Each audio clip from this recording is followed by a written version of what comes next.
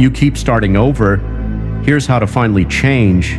You know the feeling. That specific mixture of hope and exhaustion that shows up every time you begin again. New notebook, new plan, new promise to yourself that this time will be different. And for a few days, it actually feels different. You wake up early, you follow the routine. You feel proud of yourself in a way you haven't felt in months. Then something small happens. A missed morning, a bad week, a moment of weakness. And somehow, without ever deciding to quit, you're back where you started. Again. This isn't the first time. It won't feel like the last time either, unless something actually changes beneath the surface. Because the problem was never the plan. You've had good plans before. The problem is what happens the moment the plan meets resistance, and right now, resistance always wins. Let's be honest about something uncomfortable. Starting over has become a skill you've mastered. You're excellent at it. You know exactly how to write a fresh list of goals, how to feel motivated for the first few days, how to tell yourself this time is different.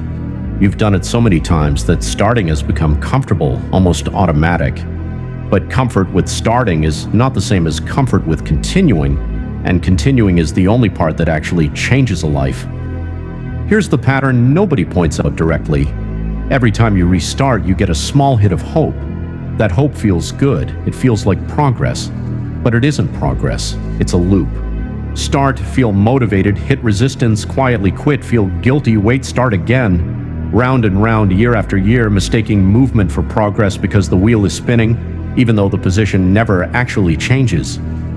This loop is dangerous precisely because it doesn't feel like failure in the moment. Each restart feels hopeful. Each fresh beginning feels like this could finally be the one. That hope is exactly what keeps the loop running, because if starting over felt as bad as it actually is, you would have stopped doing it a long time ago and found a different approach entirely. So the first thing that has to change isn't your routine, it's your relationship with restarting itself. You have to see it clearly for what it actually is, not evidence that you're trying hard. Evidence that something underneath the plan has never actually been addressed. Ask yourself honestly, what happens in the exact moment you quit? Not the day before, not the week before, the precise moment. Usually it isn't dramatic. Usually it's small. You feel tired, you feel behind, you feel like today doesn't count because yesterday already went wrong. And in that moment, quitting feels less like failure and more like relief. That relief is the actual enemy here, not laziness, not lack of willpower. Relief. The feeling of finally being allowed to stop trying so hard, and because relief feels good in the short term, your brain quietly learns to associate quitting with comfort, which makes the next quit even easier than the last one. This is why willpower alone was never going to solve this. Willpower is a finite resource, and you've been relying on it to fight the same battle over and over, at the exact same weak point, without ever addressing why that specific point keeps breaking. You don't need more willpower. You need to understand exactly where your pattern collapses and build something sturdier right at that spot. Think back through your restarts honestly. Is there a pattern to when you quit? For most people, it isn't random. It happens after a single missed day, because that missed day gets interpreted as proof the whole thing is already ruined. It happens during a stressful week because stress makes discomfort feel unbearable instead of just uncomfortable. It happens the moment progress becomes invisible because without visible proof, the brain assumes nothing is actually happening. Notice that none of these triggers are really about motivation. They're about interpretation. The missed day isn't the problem. The story you tell yourself about the missed day is the problem. One missed workout doesn't end a routine. But the thought, I've already ruined it, does. That thought is optional, even though it rarely feels optional in the moment. This is the first real shift required to break the cycle. You have to separate the event from the meaning you're currently attaching to it. Missing a day is an event. Deciding that event proves you're a failure who can't be consistent is a story. And it's usually the exact story that gives you permission to quit completely instead of simply continuing tomorrow. Most people who successfully break this pattern don't do it by becoming more disciplined overnight. They do it by lowering the cost of a single missed day. They stop treating one slip as evidence of total failure and start treating it as exactly what it is, one imperfect day inside a much longer pattern that's still very much alive, as long as they don't formally declare it dead. Here's a phrase worth remembering: never miss twice, not never miss. That standard is unrealistic and sets you up to feel like a failure the very first time life gets in the way. Never miss twice. One missed day is human. 2 in a row is the beginning of the old loop reactivating. If you can catch yourself at exactly that second point and return anyway, you interrupt the entire pattern before it has the chance to spiral into another full restart. That single adjustment, refusing to let one bad day become 2, is worth more than any perfect morning routine you've ever downloaded from someone else's life. Because perfection was never actually the requirement for change, continuation was. And continuation doesn't require perfection. It only requires that you keep showing up slightly more often than you disappear. Now let's talk about why restarting feels so appealing compared to continuing something imperfect. Restarting comes with a clean slate, no accumulated failures to face, no evidence yet of falling short. Just pure, unspoiled potential, at least for the first few days. Continuing something you've already stumbled with means facing the accumulated evidence directly, admitting you're not where you hope to be by now, and choosing to move forward anyway despite that discomfort. Restarting protects your ego, continuing exposes it. That's the real reason the loop is so hard to break. It isn't about lacking discipline, it's about preferring the comfortable fantasy of a fresh start over the uncomfortable reality of an imperfect continuation. But here's what nobody warns you about the fresh start fantasy. It has an expiration date and it gets shorter every single time you use it. The 10th fresh start doesn't feel nearly as hopeful as the first one did. Somewhere inside you, a quiet voice already knows how this ends. And that quiet doubt slowly erodes your ability to fully commit to any new beginning, no matter how good the plan looks on paper. This is why breaking the cycle eventually requires something braver than starting again.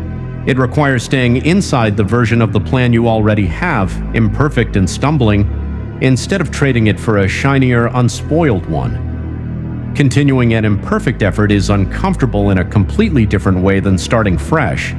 It asks you to sit with your own inconsistency and keep moving anyway, without the emotional reward of a clean slate to distract you from it. Let's talk about identity, because this is where lasting change actually gets built, far more than in any specific routine or schedule. Every time you quit and restart, you're reinforcing a specific belief about yourself.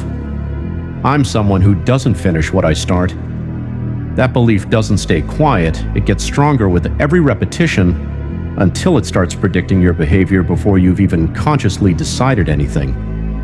This is why the 10th attempt often feels harder to sustain than the first, even though you supposedly have more experience by then. You're not just fighting the current obstacle, you're fighting the accumulated evidence of every previous attempt that didn't survive contact with resistance.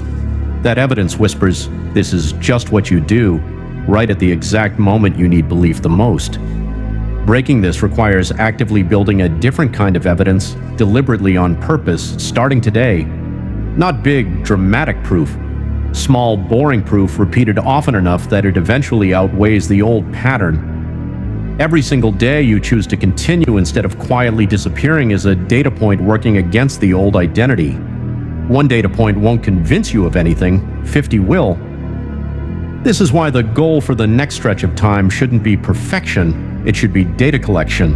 Each day you show up, however imperfectly, is evidence being submitted for a new identity you're quietly building underneath the surface. One that doesn't depend on motivation, one that simply continues regardless of how the day is going. Here's something worth understanding about motivation specifically, because it's usually blamed for these failures when it was never actually supposed to carry the weight.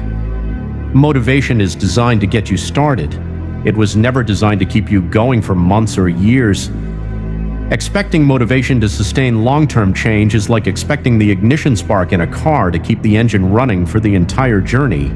It has one job, and that job ends almost immediately after it's done. What sustains the engine after that initial spark is structure, systems, environment. removing as many decisions as possible from the moment resistance shows up so that continuing doesn't depend on how you happen to feel that particular morning. This is why people who successfully build lasting habits rarely talk about motivation at all. They talk about defaults. What happens automatically without requiring an internal debate every single day. If your current approach requires you to feel motivated in order to follow through, you've built something fragile by design, no matter how good the underlying plan looks. Fragile systems break the first time life gets inconvenient, which is exactly why your previous attempts kept collapsing under the same predictable pressure. So what does a sturdier version look like in practice? It looks like removing the decision entirely. Instead of asking yourself each morning whether you feel like exercising, you've already decided in advance, regardless of mood, that this specific time slot belongs to movement. Instead of hoping you'll feel inspired to write, you've already blocked the same hour every day whether inspiration shows up or not. The decision gets made once, in a calm moment, instead of being renegotiated daily in a moment of resistance. This single shift from daily negotiation to advanced decision removes an enormous amount of the friction that has been quietly sabotaging every previous restart. You're no longer fighting yourself each morning. The fight already happened once, calmly, in advance, and today simply executes what was already decided. There's another piece worth addressing directly, because it's often the quiet reason behind so many collapsed attempts. Shame. The guilt that shows up after a missed day, the embarrassment of having tried and failed publicly again, the quiet fear that people are watching you restart for what feels like the 100th time. That shame doesn't motivate change, it accelerates quitting, because shame makes continuing feel unbearable, while quitting at least offers temporary relief from having to face it. If you want to finally break this cycle, you have to remove shame from the equation entirely, not because your inconsistency doesn't matter, but because shame has never once in the history of anyone's life produced sustainable change. It produces avoidance, it produces hiding, it produces exactly the kind of quiet quitting that keeps this entire loop alive.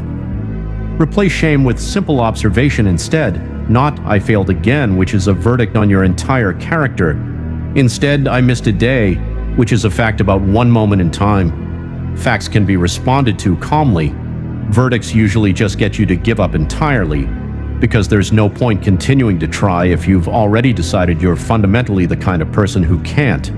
You are not the kind of person who can't. You are someone who has been using an approach that guarantees this specific outcome over and over, without realizing the approach itself was the problem, not your character. That distinction matters enormously because one version leaves you stuck indefinitely, and the other gives you something concrete you can actually change starting today. Let's talk about what actually finishing looks like, because most people have never experienced it long enough to know what it feels like from the inside. It doesn't feel like constant excitement. That's the fresh start feeling, and it fades quickly by design. Finishing feels boring most of the time. It feels like showing up on days you don't particularly want to. It feels unremarkable, repetitive, occasionally even tedious. That boredom is actually a good sign, not a warning sign. It means you've moved past the phase that depends on excitement and entered the phase that depends on identity instead. The people who successfully change their lives long-term are not the ones who stayed excited the entire time. They're the ones who kept showing up long after the excitement quietly left the building. So if the process starts feeling boring somewhere around week 3 or 4, don't interpret that as evidence something's wrong. Interpret it as evidence you've survived the phase where most restarts collapse. The initial excitement was never going to last. The question was always whether you could continue without it, and boredom is simply what that continuation feels like from the inside before it eventually becomes identity. Here's a final, uncomfortable truth worth sitting with.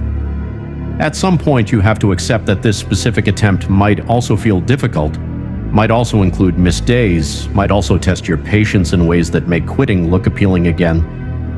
That discomfort isn't a sign you chose the wrong plan. It's simply what change actually feels like while it's happening, before it becomes easier through repetition. The difference this time isn't that it will suddenly feel effortless. The difference is what you do the moment it doesn't.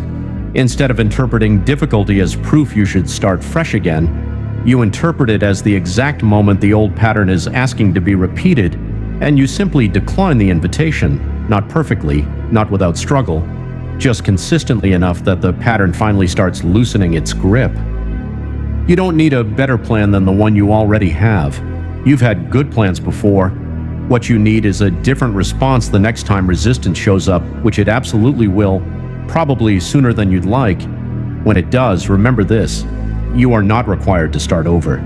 You are only required to continue imperfectly today one more time than you quit. That's the entire secret hiding behind every transformation you've ever admired in someone else. Not a better beginning. A refusal to let one difficult moment become the excuse for another full restart. Stop collecting fresh starts, start collecting continuations. That's how you finally change, not by beginning again, but by finally staying. Let's look more closely at the environment surrounding your attempts, because willpower rarely fails in isolation. It usually fails inside an environment quietly designed to make failure easier than success. If your phone is within reach, the moment you sit down to focus, distraction will always win eventually, no matter how strong your intentions were that morning. If your kitchen is stocked with exactly the foods you're trying to avoid, discipline will eventually lose to convenience, because convenience doesn't require willpower and discipline always does. This is why some people appear to have superhuman self-control when really they've simply engineered an environment that requires far less of it. They remove the temptation instead of relying on resisting it daily. That's not cheating, that's strategy. Willpower is a limited resource that depletes throughout the day. Environment doesn't get tired. It works the same way at midnight as it does at 7 in the morning. So examine your surroundings, honestly. What's making your old pattern easy to fall back into? Is it the people you spend the most time with, quietly normalizing the same excuses you're trying to outgrow? Is it the apps designed specifically to interrupt the exact kind of focus you're trying to build?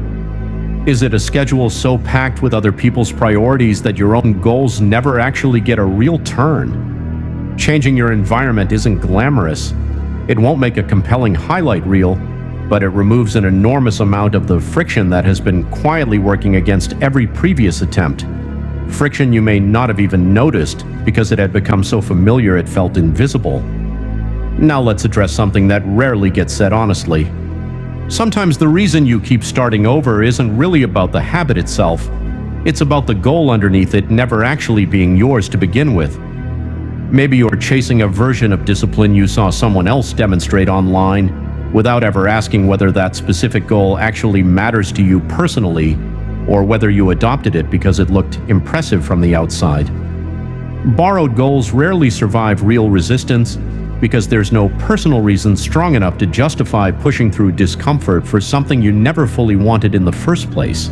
If every attempt at a specific goal keeps collapsing despite genuine effort, it's worth asking honestly whether the goal itself needs to be revisited, not abandoned out of weakness, but adjusted with more honesty about what you actually want your life to look like.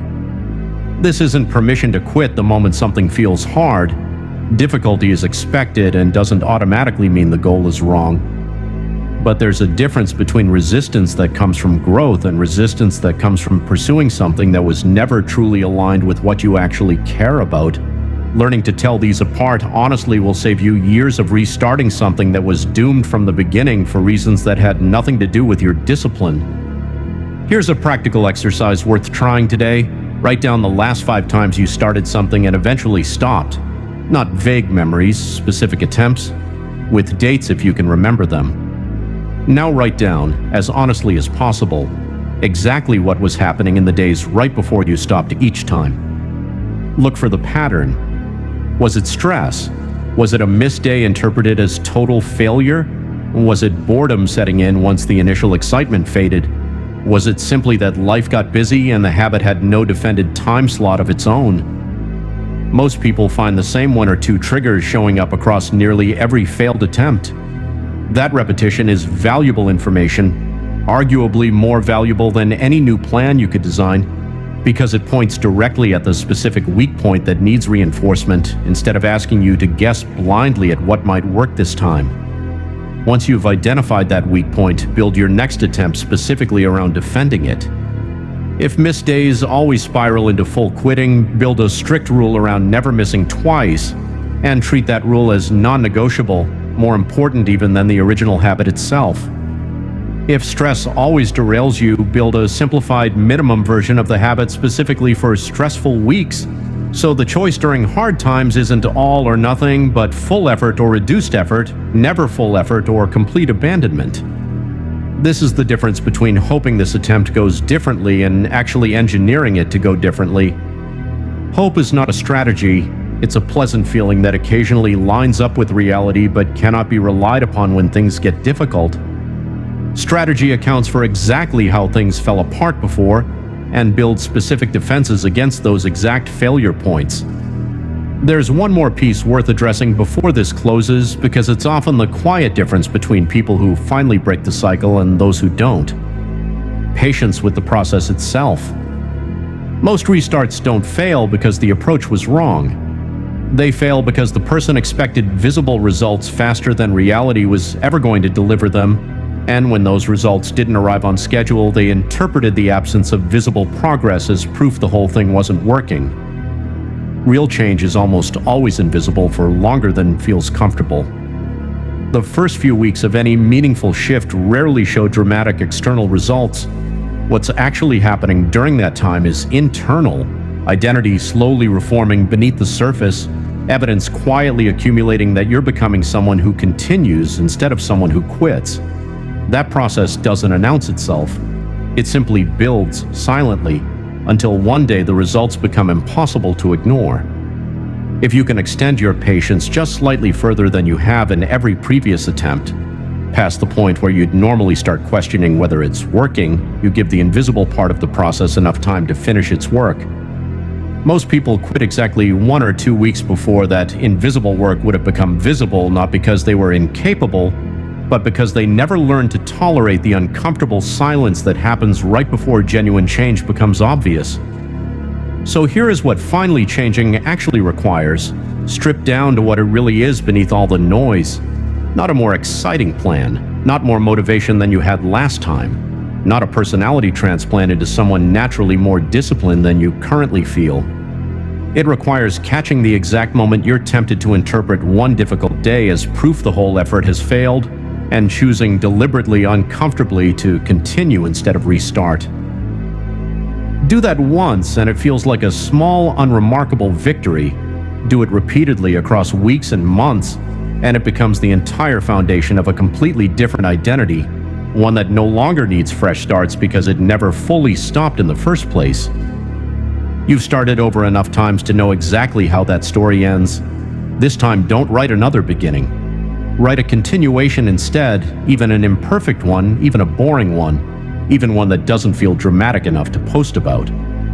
That quiet and unremarkable continuation is the entire difference between someone who keeps starting over and someone who finally changes.